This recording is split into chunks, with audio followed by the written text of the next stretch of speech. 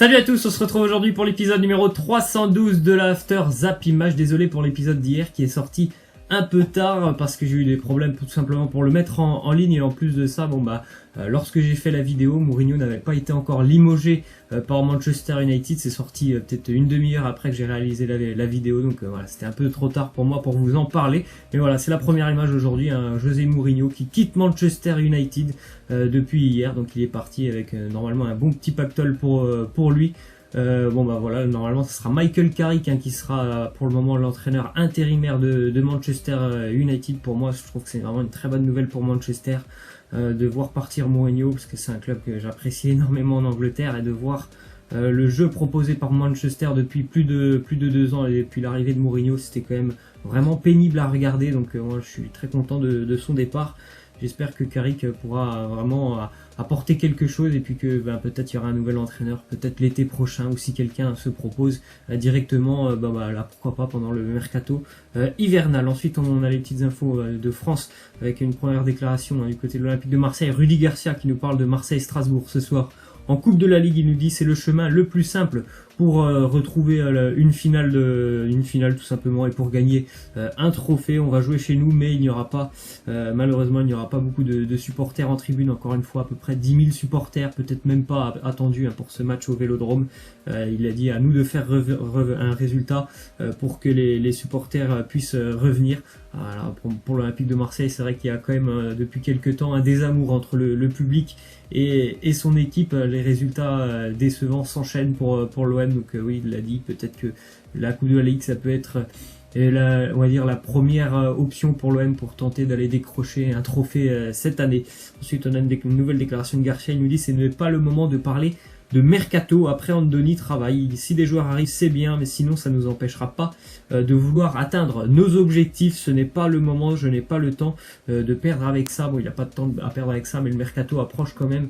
Et même s'il dit que s'il n'y a pas de joueurs qui arrivent, l'OM gardera en tête ses objectifs. Je pense sincèrement que s'il n'y a pas des recrues cet hiver pour l'Olympique de Marseille, ça sera compliqué quand même d'aller chercher la Ligue des Champions, donc au minimum la 3e place en Ligue 1, étant donné ce qu'il montre actuellement. Et depuis le début de l'année, l'Olympique de Marseille, c'est quand même compliqué de les imaginer en Ligue des Champions s'il n'y a pas quelques arrivées quand même pour aider le club cet hiver. Ensuite on a quand même une stat pour Florian Thauvin qui est le premier joueur de l'Olympique de Marseille à atteindre la barre des 30 buts sur une année civile depuis Jean-Pierre Papin, ce qui montre l'importance de Florian Thauvin. Heureusement que l'OM a Florian Thauvin, parce que sinon je pense que ce sera encore bien plus compliqué pour eux. Il les a souvent aidés cette année, même depuis que l'OM est en difficulté depuis le mois d'août, depuis la reprise.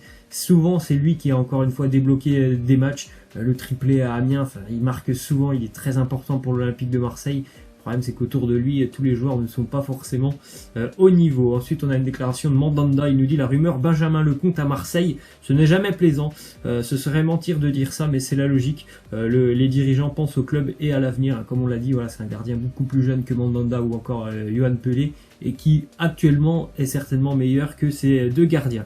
Ensuite on a une déclaration de Juninho, l'ancien lyonnais, qui lui a déjà marqué par exemple un magnifique coup franc face au Barça. Il nous parle de ce 8e de finale. Il nous dit Lyon devra être très très concentré en gagnant à l'aller, sans prendre de but, c'est jouable.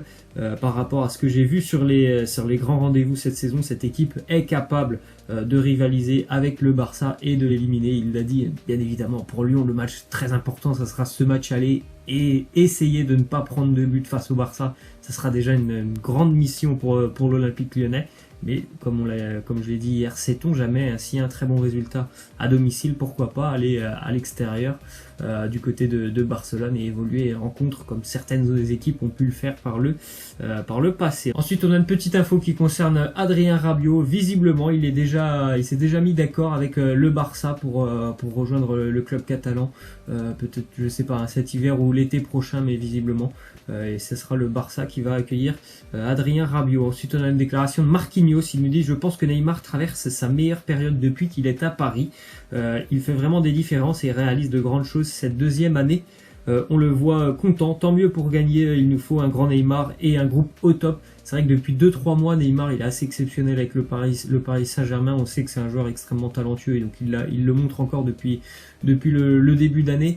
Et au-delà de ça aussi, dans l'état d'esprit, dans le comportement, dans les courses qu'il fait pendant un match, le repli défensif, Franchement, c'est vraiment un très très bon Neymar et c'est tant mieux pour le Paris Saint-Germain. Ça n'a pas toujours été le cas l'année dernière, mais là, franchement, il n'y a rien à reprocher à Neymar. Il est tout simplement exceptionnel. Ensuite, on a une déclaration de Buffon. Il nous dit si Paris veut gagner, Neymar et Kylian sont les joueurs qui nous feront gagner.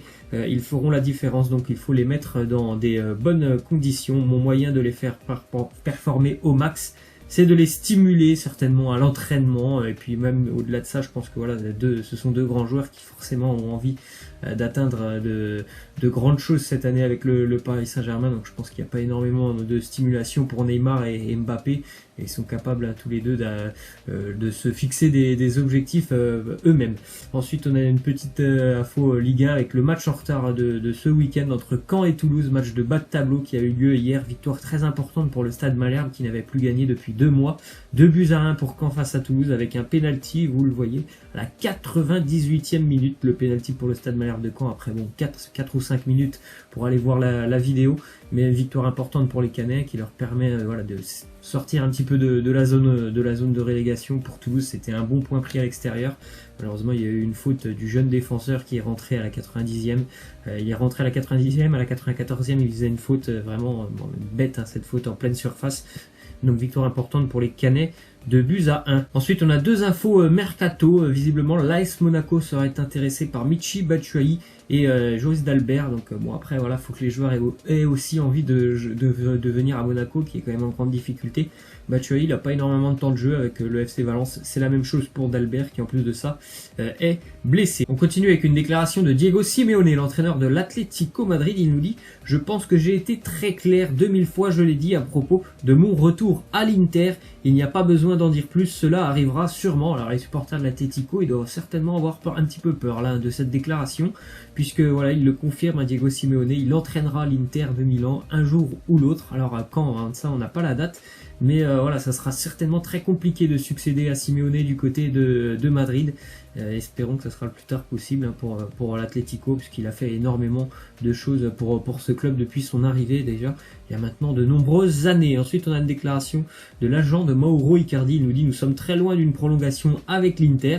Mieux vaut que je ne parle pas de mercato. Je ris quand j'entends dire qu'Icardi n'a pas de prétendant. C'est évident que Mauro Icardi a énormément de prétendants, je pense. Lui, Mauro Icardi, il avait fait une déclaration il y a peut-être un petit mois. Il avait dit qu'il avait envie de continuer avec l'Inter.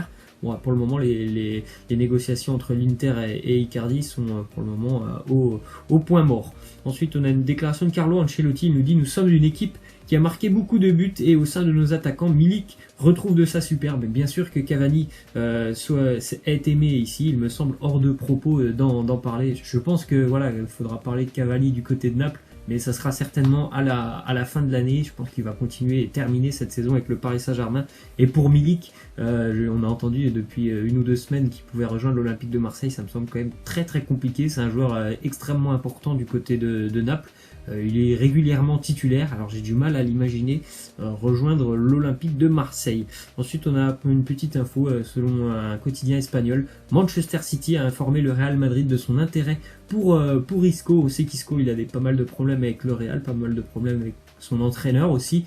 Bon, pas plus tard que lundi, on avait appris que de la part de Guardiola que City ne recruterait pas pendant ce mercato hivernal. Alors que est-ce que ça a déjà changé au bout de 2 jours, ou est-ce que c'est pour anticiper le mercato estival?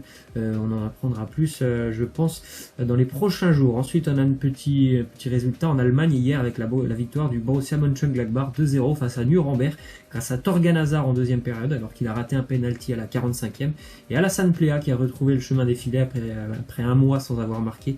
Gladbach est 2e en Bundesliga. Victoire logique pour le Borussia.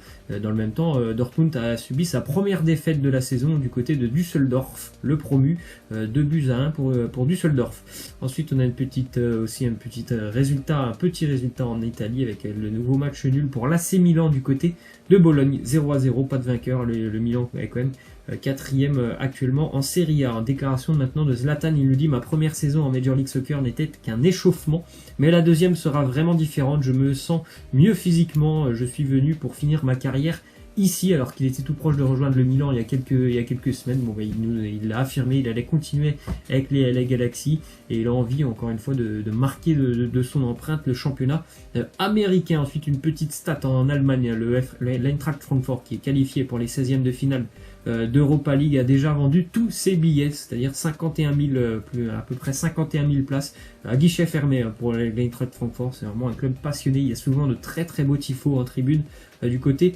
de Francfort. Et on va terminer avec la question de fin, bien évidemment, l'actu, elle concerne l'actu et Manchester United qui, pour remplacer Mourinho, donc comme on l'a dit en début de vidéo, ça sera Michael Carrick pour le moment, l'entraîneur intérimaire.